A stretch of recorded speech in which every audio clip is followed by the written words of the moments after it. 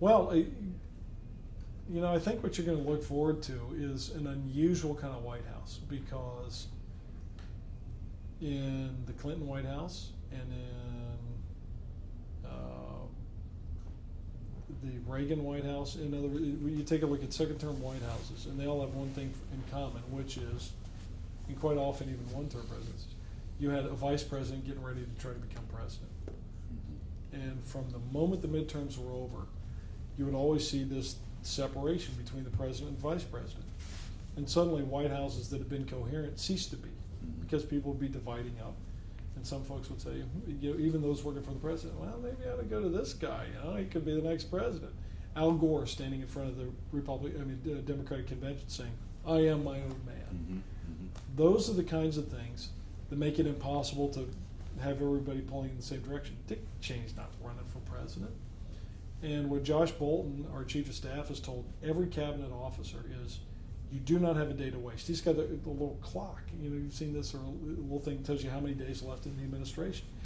And every cabinet secretary has been told, tell us everything you think you can do between now and the end of our time in office. Fill it up. And they're bringing them in one by one to brief the president on what they think they can do. So I would look for an attempt to be as aggressive as possible on the domestic and foreign policy sides in terms of things that you can do unilaterally with agencies. The president's going to go back after entitlements, because if you take a look at Medicare in particular, but also Social Security, they're absolutely going to bankrupt future generations of Americans. Take a look at what happened to Ford Motor Company.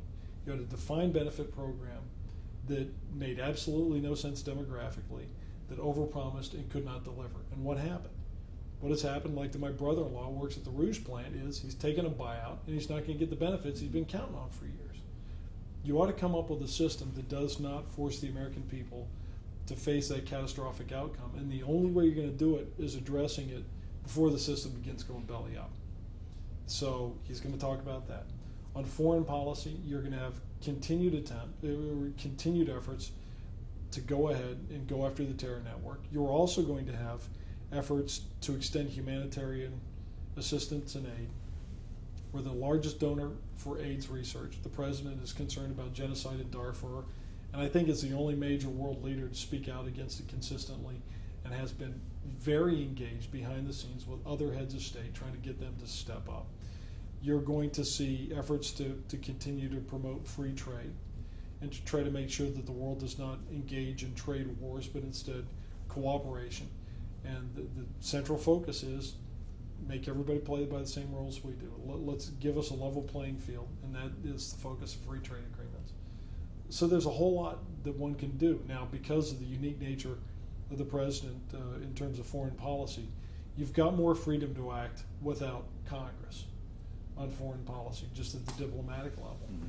But I look for a president, the way he said, he's going to sprint till the final day. This is not one where they're going to be sort of calling in attorneys and say, let's start talking about book deals and speaking tour. It's just not the way he is.